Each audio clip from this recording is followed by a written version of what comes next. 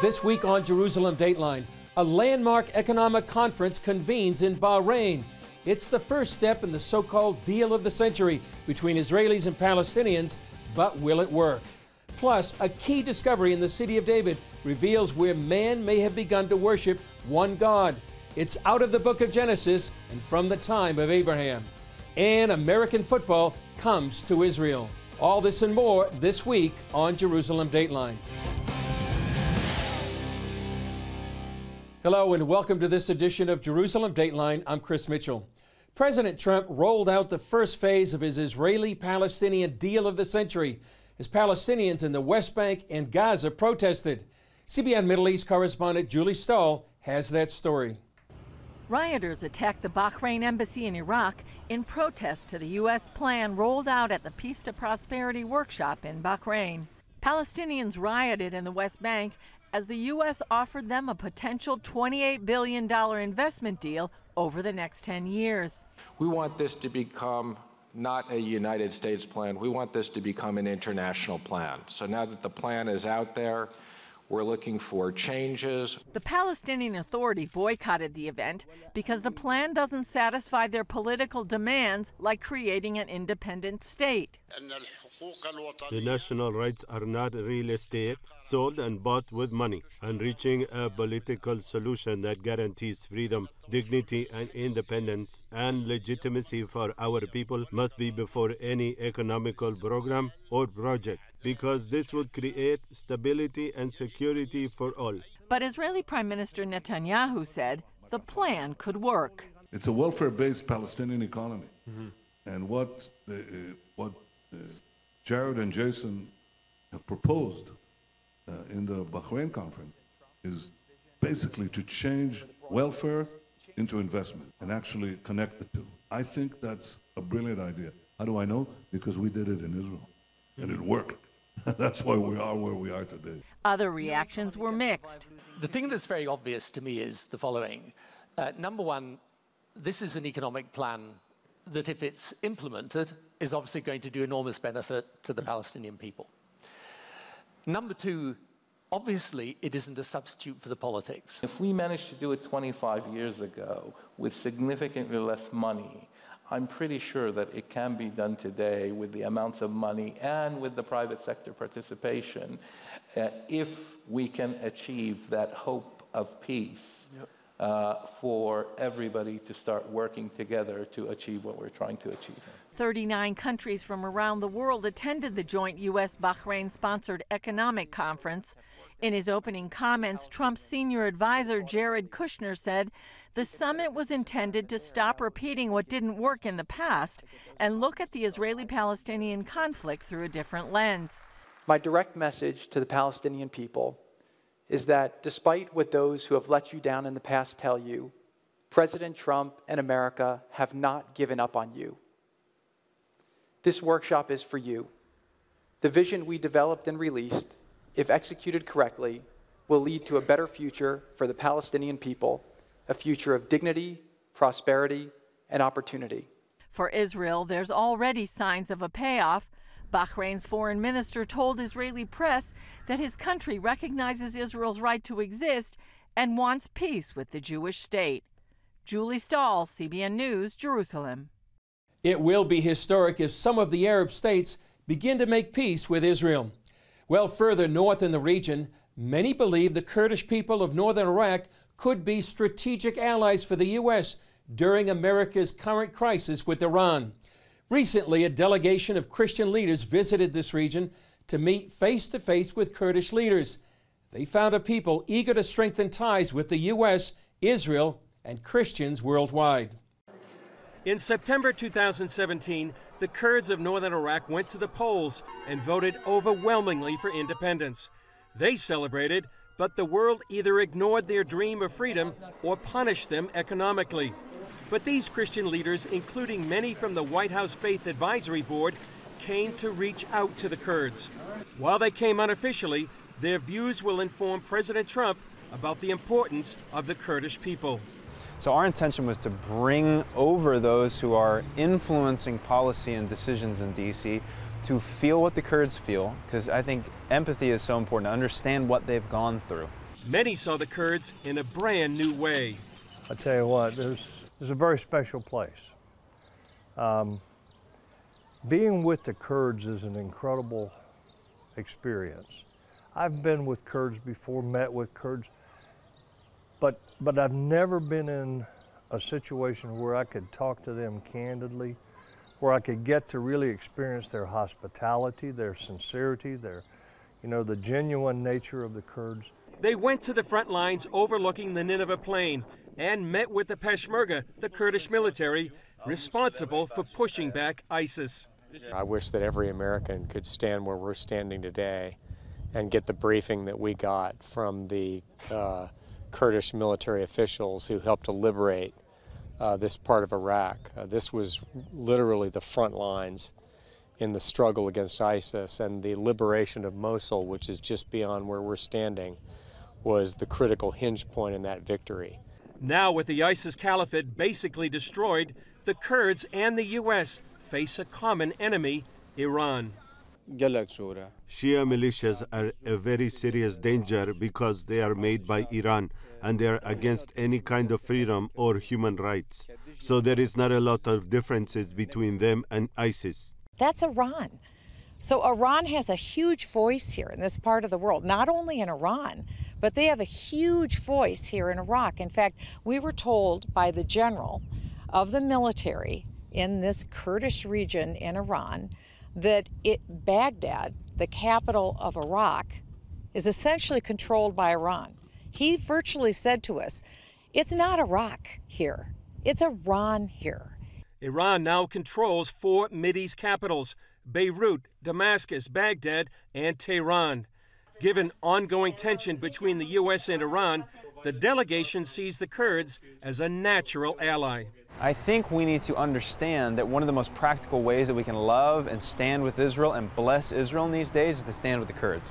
Because if you look at the configuration of the Middle East today, the Kurds, 30 to 40 million people spread throughout Iraq, Iran, Turkey, Syria, that 40 million people is really the bulwark against Iranian expansionism. Kurdish leaders told CBN News they're looking to America. We wait for your help, your support, and your solidarity with the Kurds to help our people here in Kurdistan, to let the American army stay in Iraq. I want the Americans to know that the only allies of the Americans here in the Middle East are Israel and Kurdistan, and we would like them to support us. The delegation saw the Kurds as part of the answer to a Mideast in turmoil. I think the Kurdish people and the nation of Kurdistan, if it can have bona fide autonomy, could set the pace and become the model and become the example and become the solution, a major part of the solution for the challenges we face in the Middle East. They plan to go back to the U.S. with a message. First of all, to our evangelical family. We have another people group that love Israel. We have an opportunity to have another area in the Middle East that can bring democracy, can bring stability. What an amazing blessing. And they're opposed to the kind of tyranny that Iran represents. And I think they can be a valuable ally to us. And I want to see us do more with them and vice versa. Those of us who love Israel and support Israel, this is a natural ally in this part of Iraq with the Kurds. And so I think we need to foster friends and friends of Israel wherever we can. And certainly that's true of the Kurdish people. The delegation plans to brief the White House about what they saw and heard. With Iran and the U.S. on the brink of war, it promises to be a timely report about a key ally in the Middle East. Up next, a key discovery in the city of David reveals where man may have begun to worship one God 4,000 years ago. Watch breaking news, in-depth exclusive stories and programs, from health to entertainment, you won't find anywhere else. The CBN News Channel, a perspective you can trust. Enjoy credible news reporting from around the world. Discover inspiring programs and stories of hope, all in one place, from a Christian perspective. The CBN News Channel, a perspective you can trust. Check your local listings or visit cbnnewschannel.com. CBN Israel, standing with Israel and blessing God's people. Join us. Get breaking news from the Holy Land. Witness biblical history uncovered. Learn the true story of Israel through groundbreaking films. Help Holocaust survivors and other Israelis in need. Be part of the redemptive story God is telling through His chosen people. CBN Israel. Together we will stand. Join CBN Israel today. Hey, if you're tired and exhausted all day, you can't think clearly, and you really just need a cup or even a pot of coffee to get through your day, then join me, Dr. Josh Axe, for this new series where I'm going to teach you how to transform your diet and use essential oils and supplements to get a better night's sleep. Protect your sleep and live your best life with innovative information from 5 leading sleep experts. If you're not a great sleeper, you can do things to make yourself a great sleeper. If you're already a pretty good sleeper, you can enhance your sleep and be even better. Discover a sleep-enhancing bedtime routine, how to put insomnia to rest, learn how to relieve pain that disturbs sleep, and much more in Protect Your Sleep. Everything you do better with a good night's sleep.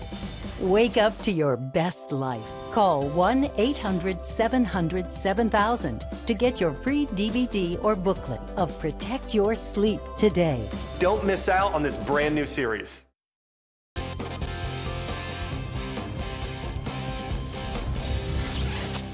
An Israeli archaeologist has uncovered the remains of an altar dating back to Genesis, when man began to worship one God. It's believed to be around the time Abraham met the high priest Melchizedek in Jerusalem. Here's the details about this key discovery from the city of David. Archaeologist Eli Shukron has spent much of his life looking for Bible history in the city of David. He showed us an area he believes dates back 4,000 years and includes everything necessary for animal sacrifice and worship. In this room, what we have the platform. On that platform, it was an altar, and the channel taking all the blood and all the other going out from the altar, and you collect it here in this place. In this area, he gave CBN News an exclusive look at what he feels is one of his most important discoveries, kept under lock and key. If we came here, we can see that this is very, very important finding, because this is the heart of the place. This is the pillar. Shukron says this stone pillar is just like the one described in Genesis 28, when Jacob had a dream of a ladder reaching up to heaven in Bethel. After the dream, Jacob said, "How awesome is this place! This is none other than the house of God, and this is the gate of heaven." Then Jacob rose early in the morning and took the stone that he had put at his head, set it up as a pillar, and poured oil on top of it. Shukron believes Melchizedek set this stone up in Jerusalem, just like Jacob did in Bethel. What I'm saying, worshiping God the same way like Jacob, or Jacob worshiping God the same way like Melchizedek. Shukron believes at this spot, man began to worship one God. And this is the beginning of the monotheism, and because that is very, very special. We are in a very, very important place. Go back to Melchizedek. Go back to Abraham time. Understand which way these people worshiping God in the beginning. Shukron says it contrasts with ancient worship in other places. If you go in that time to other places in the world, in Egypt or in Mesopotamia, you can see the temples with gold and idols and, I don't know, pillars. And here it's simple.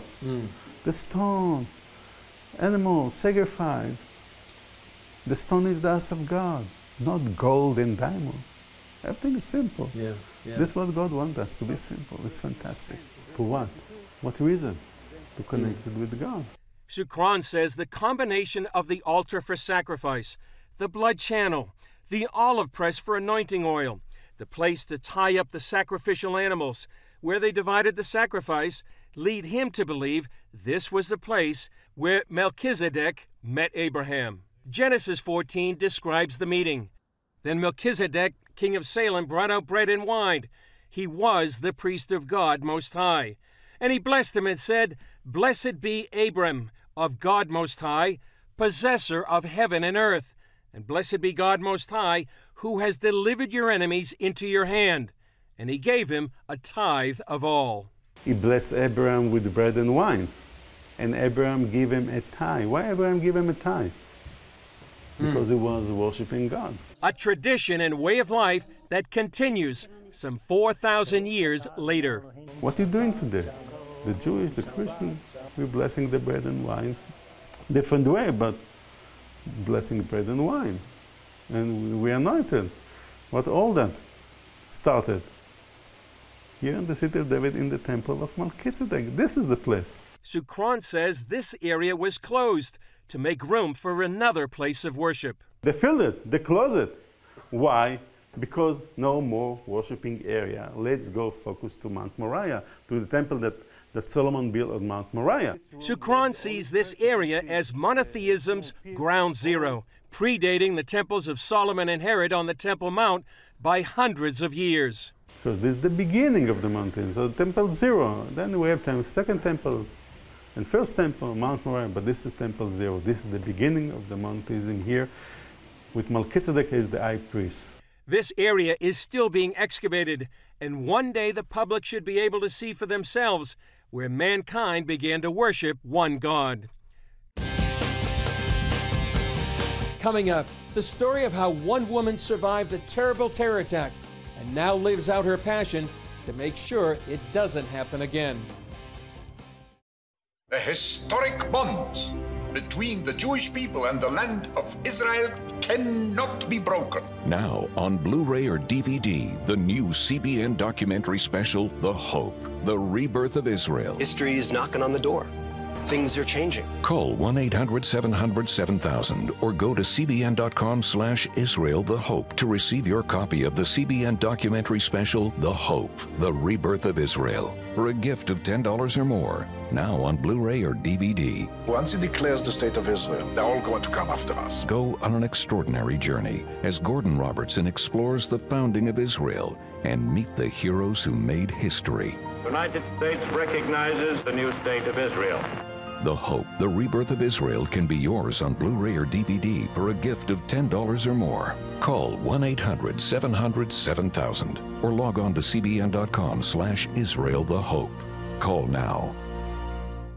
Hello, I'm Dr. David Perlmutter, board-certified neurologist and #1 New York Times bestselling author. Wouldn't it be great to boost your energy, eliminate brain fog, and even reverse brain disease? Well, you can, and I'm going to show you how, along with some of the world's most well-respected brain experts, in this DVD, Protect Your Brain. Get Protect Your Brain, a free DVD only from the Christian Broadcasting Network, featuring experts on the cutting edge of neuroscience and brain health. No matter how many times you've failed in the past, you really can do this. In Protect Your Brain, you'll discover simple strategies to keep your brain young and healthy.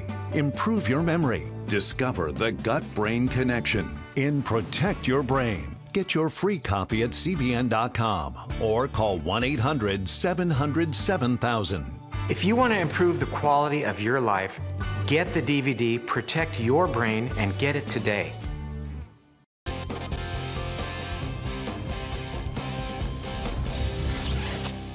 Terror attacks not only leave physical scars, but also emotional wounds that can take a long time to heal. We talked to Kay Wilson in our studio, who experienced a horrific terror attack. She wrote a book about her experiences to help change things for the better. As an Israeli British-born tour guide, I was taking a friend of mine, a Christian friend, Christine Lucan, for a hike in Israel proper on the National Trail on a Sabbath day 8.5 years ago. We were accosted by 2 Palestinian terrorists held at knife point for half an hour. They found my Israeli ID. They assumed Christine was also a Jewish Israeli. They tied us up, gagged us, butchered her in front of my eyes. At the same time, they stabbed me 13 times, broke 30 bones. I played dead, managed to get up and walk over a mile till I found help. Wow, it's a miracle you're alive. I'm a bit uncomfortable with the miracle thing because somebody died, but I'm thankful to be alive. And you've written a book about this called The Rage Less Travel. Tell us about the book and why you wrote it. I wrote it because in Jewish life, there's an importance about bearing witness, and I don't want Christine's life or memory to be forgotten. I also wrote it because I think a lot of people suffer terrible things, and it's like somebody's recording inside my head. It's this journey through PTSD and vis-a-vis my contact with my fellow countrymen and how clumsy and well-meaning Israel is and that kind of stuff. But I wrote it also to alert the world because I was in court with the terrorists, and I want people to know from their mouths, they said to the judge, and it's on police film, that they murdered Christine Lucan, an American Christian, because they thought she was Jewish. And in addition to wanting to inform people why an American was murdered, you can hear my British accent, my British government, having dual citizenship, through their foreign aid are paying the Palestinian Authority millions of pounds, and in turn the Palestinian Authority are rewarding my would-be murderers. So I wrote it for those reasons. And I wrote it with a subtext to just show how beautiful and well-meaning and kind and clumsy and, what would you say, dysfunctional Israel is. Well, many people call what they supporting the PA, and as they pay terrorists, pay to slay. So you're trying to fight that.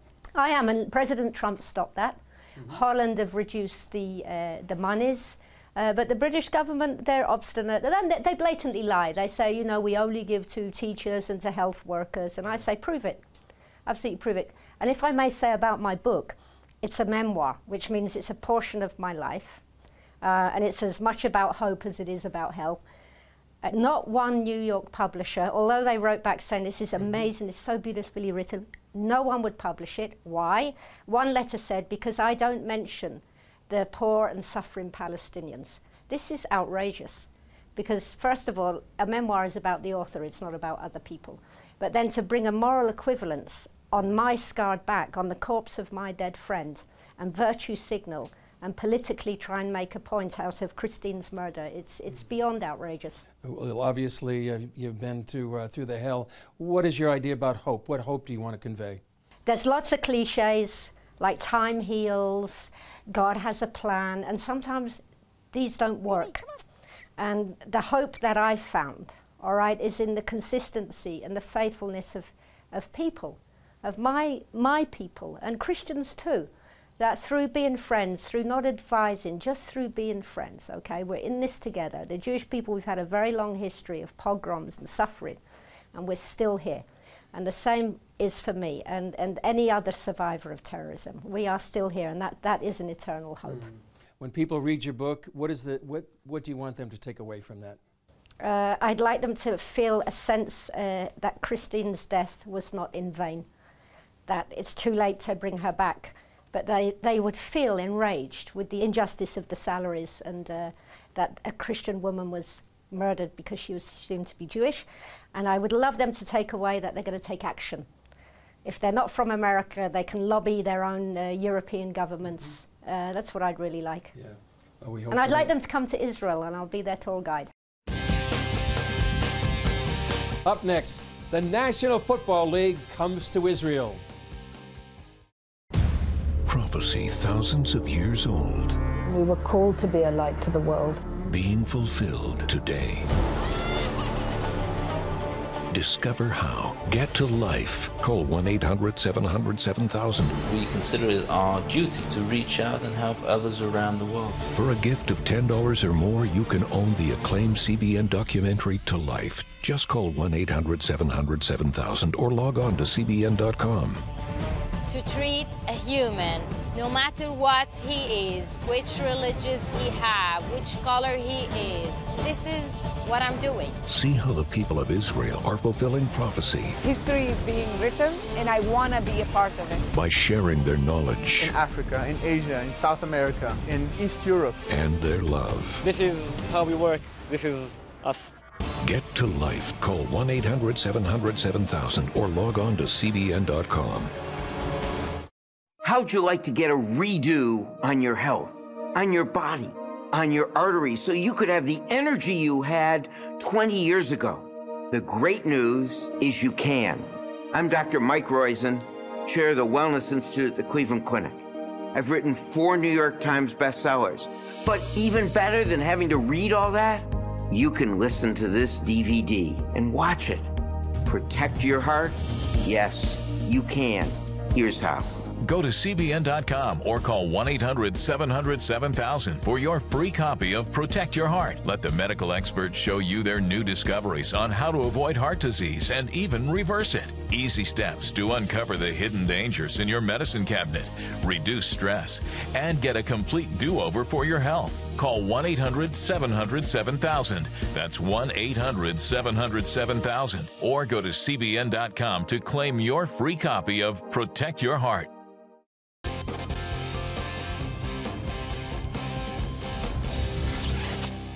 Some of the most well-known players from the National Football League recently visited Israel. They included one of the league's most promising quarterbacks and a recent Super Bowl MVP. Take a look. Deshaun Watson of the Houston Texans became only the second player in NFL history to pass for 4,500 yards and 35 touchdowns in his first 18 games. That means a lot for his athletic career, but when he came to Israel as a born-again Christian for the first time, that was one of the highlights of his spiritual life. I've always, had a strong faith, but being able to come, to the Promised Land and the front and center of everything is definitely going to continue to make it stronger.